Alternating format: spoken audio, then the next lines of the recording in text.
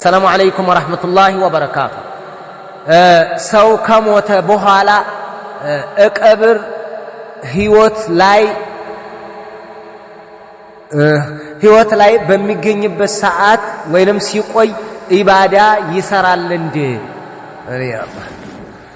ምን ነው ሰው ቀብር ውስጥ ሆኖ ያው ኢባዳ ይሰራል እንዴ? وفي خلاف بين اهل العلم የራሱ የሆነ خلاف አለ በዚህ ጉዳይ ላይ ابن القيم رحمه الله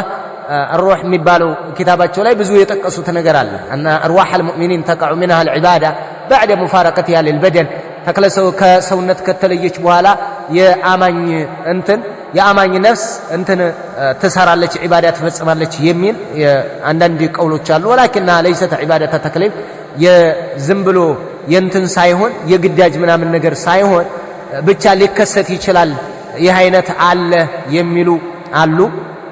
ابن القيم ذكره بقوله وقد تظاهرت الآثار عن الصحابة أن روح المؤمنين تسجد بين يدي العرش في وفاة النوم ووفاة الموت بلو يمناغروبت كزچ قول بمنسات او على امانيان يسند بلو يمناغروبت ሁኔታ ولكن وقع الخلاف بين اهل العلم ይሄ وهذا في ارواح المؤمنين امانيان يا امانيان نفس ላይ ነው اما الانبياء فقد صحت نصوص في عبادتهم منها ነብያቶች ላይ ግን የተገኘ ጥቅስ አለ ረሱል አለይሂ ሰላቱ ወሰለም قال ነብይ አለይሂ ሰላቱ ወሰለም ማለት ነው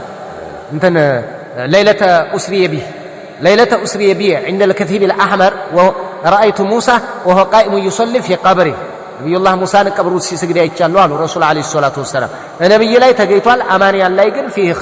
خلاف ያለበት ነው ዋና ይሄ ይሰግዳሉ አይሰግድም ማለትም ማወቃችን ለኛ ለሥራ ምንም አይደለም ዋናው መስራት ነው ጥያቄ እንጠየቃለን እንስራ እንታገል እንልፋ የታዘዝነውን ነገር እንስራ ነው ይሄ ከዕልም አንፃር ዑለማዎች አህሉ العلم በዚህ ሄዱበት ሁኔታ አለ والله اعلم